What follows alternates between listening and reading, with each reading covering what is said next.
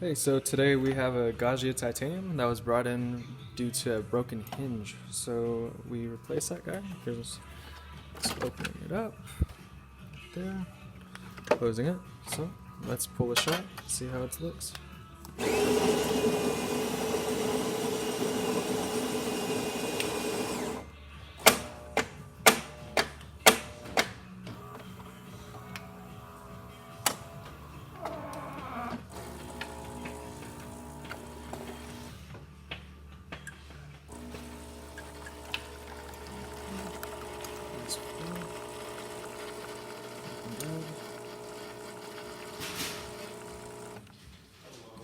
Alright, don't forget to like and subscribe, and give us a thumbs up.